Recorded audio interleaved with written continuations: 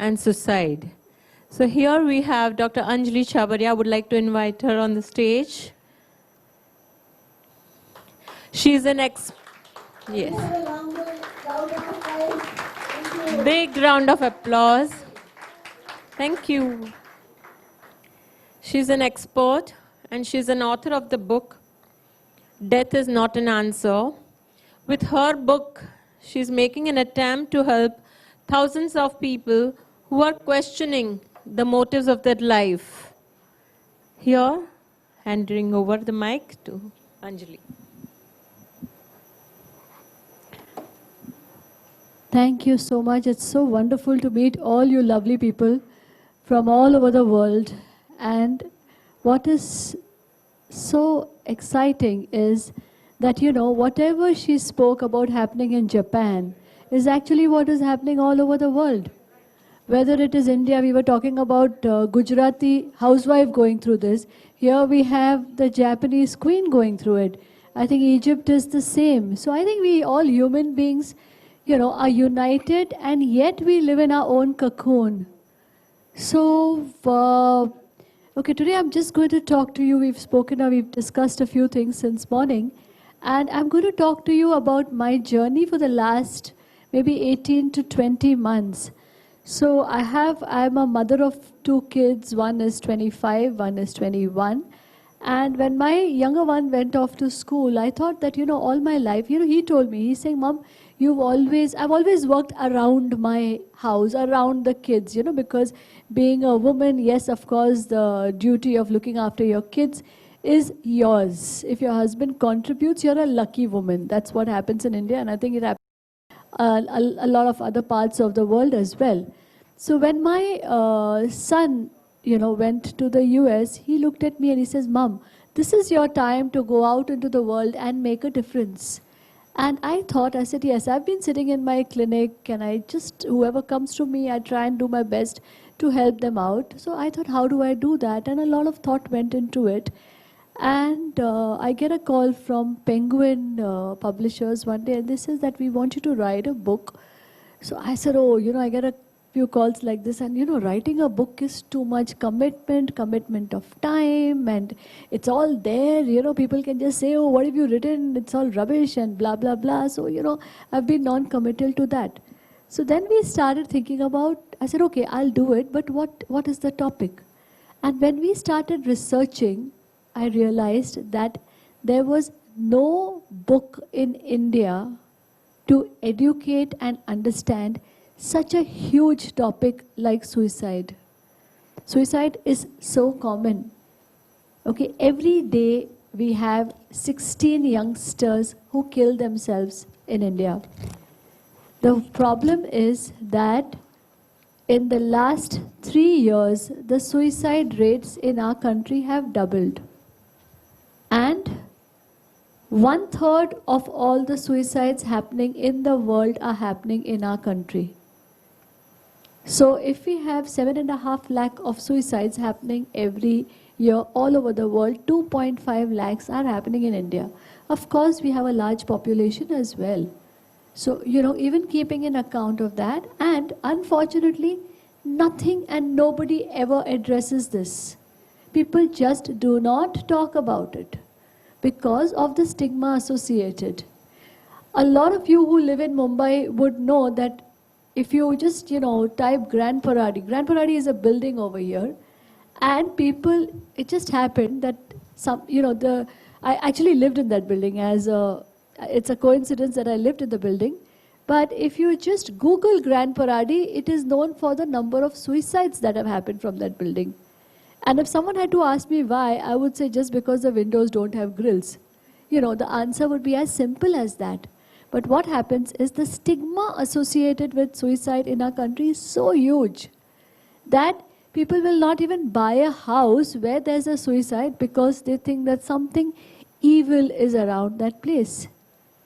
And so I started this journey of writing the book, which took over 15 months, and it has been, and since October, I go, wherever I'm called to talk, I will touch upon this point, because it needs all of us to just try and change the world, which I think we're all doing in this room. So I came across a few statistics which I would like to share with you. You know, a lot is heard about farmer suicides in India, you know, because that is political. But let me tell you, double the number of housewives kill themselves in our country. And if you look at it, why? Because, you know, housewives, as you were sharing what happens in Japan, you know, the male was getting a lot of importance in our country as well. And now it is he supports the family. There's a lot of stress on him. He has to go out there, come back, earn money. Of course, financially also, you know, things are not too great because a lot of Indians are living below the poverty line. And the whole brunt of the frustration or the depression of the man comes on to his wife, who is expected to cope. You know, a few months ago, there was demonetization in India. And I mean, if I had to meet Mr. Modi, I would tell him one thing. I said, you should have thought about the housewife. Because here was this lady trying to save a little money so that she could help her husband out in times of crisis. You know, these women were not taking the money and putting it away or, you know, doing stuff. And a husband came and told me this. He says, you know, I never realized that my wife had coped all these years because she would save that money. Whenever I made extra money, she would take it from me. But whenever I gave her less money, she would just cope. And it was because of this little money that she used to stack away. So the brunt of looking after the husband's emotional issues comes on to the wife. The brunt of taking care of the children. And sometimes, you know, in India, it's so unfortunate that if the husband has an extramarital affair, instead of, you know, kind of reprimanding him, his family will tell the wife that, listen, you may be not giving him enough sex, and that's why he's going out. So everything is blamed on her. If the child goes into addiction, it is her fault, you know. And of course, so this happens, and because of that, a lot of housewives kill themselves. The number of teenagers, 15 to 29-year-olds, the highest cause of death is suicide. One side you have all the possible causes, and on one side you have suicide. And as Leena was sharing, broken relationships, extremely important. When the relationship breaks, it's always my fault. Maybe I was not good enough, maybe this is what I did, this is what I did not do. And academic pressure. You know, I don't know how many of you have seen the new Mirinda ad which talks about the pressure on the children. But I know in other countries as well, there's a lot of academic pressure. A lot of pressure put, you know, kids as young as 13, 14 are sent away to live in these institutes which become feeders for the important engineering and medical colleges of our country. And these are the kids who do not even know actually how to look after themselves. And I was trying to understand why is this gap? Today, as a country, we are exposed to anything and everything that happens in the world. So if the iPhone 7 is launched, you get it in India probably within 24 hours of getting it in the US. So we have all this exposure. At the same time, we do not have the mental help that we need to cope with all this exposure. So a kid can look at porn, can be, you know, absolutely aware of everything that's happening. At the same time, there is not even a counselor in the school to whom he or she can go. And there is so much stigma associated. You know, I spoke about how people, you know, think about years and who are our biggest enemies. I have gone to schools to talk to the principals and been thrown out of the room, you know, in the last, 25 years, saying that, no, our kids don't have any emotional health problems. You know, even as recent as maybe 2 weeks ago, I'm helping a few boards to take care. You know, we have different educational boards. And then also, you know, I said that, ma'am, if you want, I think people should be exposed. The counselor should know what is happening. And the head of the board said, no, please don't talk of such negative things. Suicide does not happen in our country. So, and this is the head of a board talking. So this is the struggle that we see. Why do I talk so far. The doctors, we were just talking, a couple of doctors over here, we were just sharing with each other that many a times, what happens to a woman after she's delivered a child? Postpartum depression, so common. So common. It is not even picked up. It is not even picked up. And I'm sure a lot of the healers over here, when you are healing people, even at the age of 50, you would have realized that their problems have probably originated as soon as the child was born. What if someone had just picked it up or had just made the husband and the in-laws aware of this problem? Homosexuality. A lot of homosexuals go through a lot of emotional issues, and because of that, they turn towards harming themselves because they feel that they may not be good enough. The pressure to perform. At least once a week I come across a marriage in which one of the partners is gay, has got married, is not telling the partner that he or she is gay, and is continuing the marriage. And again, this poor girl is put the pressure on, bear a child, bear a child, bear a child. If your husband is not having sex with you, you may be wrong. So this is something that we see in our country a lot. Of course, our geriatric population is also increasing. We have a lot of people above 70, 75 today because of better physical health care. And what happens to these people? We at Mind Temple run a little center called as Second Innings, in which the senior citizens come, share, and I realized, these are the people who are also quite suicidal, especially the elderly male. The elderly male living alone, is at a high risk of suicide. Why is it that some people become suicidal and why is it that some do not? What is it that makes them different?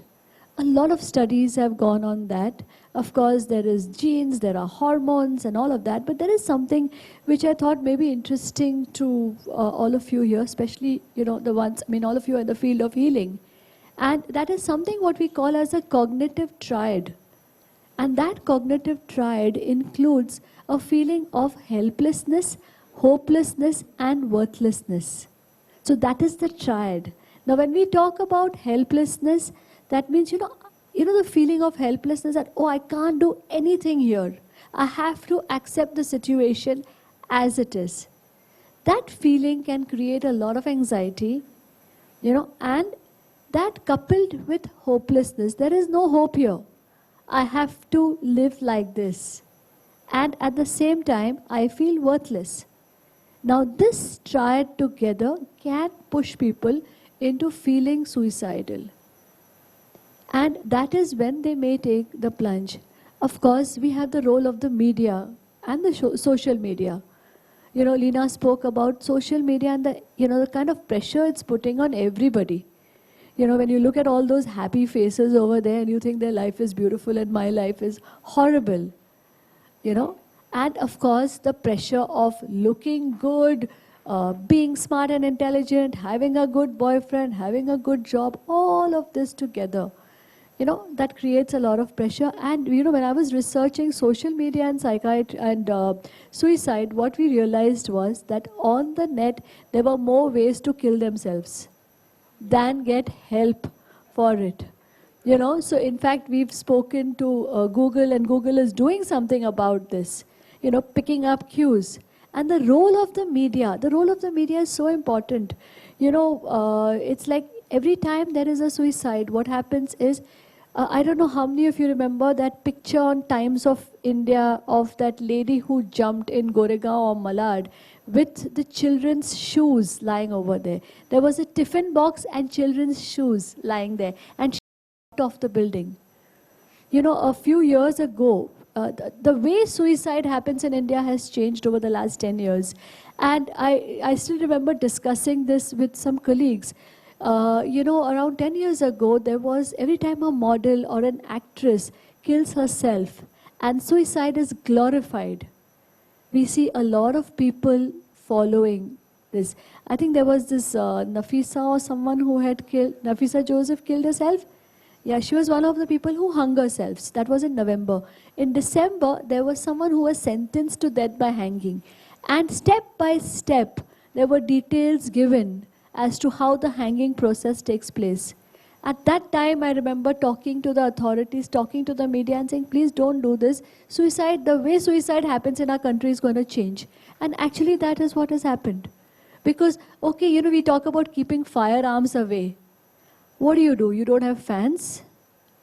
You know, how can you stop people from hanging themselves? In fact, but still, the role of the media is so huge. The last 3 movies, Rais, Kabil, and yesterday I saw this Jolly LLB. In that also there is, you know, there's an importance given to suicide, saying that it is someone else's fault. So the role of the media, social media, all these things, they have a huge role to play. And that is why I actually believe that it is not, you know, there are what, 5,000 psychiatrists in India. That's all. There are more Indian psychiatrists out of the country. And there is so much work to be done. And in that, so I spent 15 months writing this book. And along this book, I saw 2 of my very, very close members. One of my psychologists who's been working with me become suicidal, and another family member. And I was telling myself, I said, here I'm writing this book and look at what I'm going through, because here are these people and I wake up every morning and I'm saying, okay, I'm doing the best, but I hope they do not go the other way. So is it true that all the people who come to us, can we help them? Of course not. There are personalities. There are personality disorders. There are illnesses. You know, so sometimes people are more prone to killing themselves. And sometimes, you know, they make it like, you know, there are a lot of myths about suicide. I went to a school where, I went to a prestigious school in South Bombay where there was a child who had killed herself. And this was on a Friday evening. So Saturday I get a call saying that, you know, can you please come and address the classroom? So I went there on a Monday morning, and as I was entering the class, the principal stops me and tells me that, Dr. Chhabria, please don't talk to these people about suicide. It's Christmas time now. Tell them everybody dies. It's okay, my grandfather also died. So I looked at the counselor and I said, shall I go in or shall I go out? Because if I'm going to go there and address these kids, and I've actually written a chapter in the book, which some of you have picked up, on about the myths and misconceptions about suicide. And I spoke to 13-year-olds. There was an empty bench there, empty chair there. Nobody wanted to sit next to that because that kid had come to school on Friday and she went home and killed herself.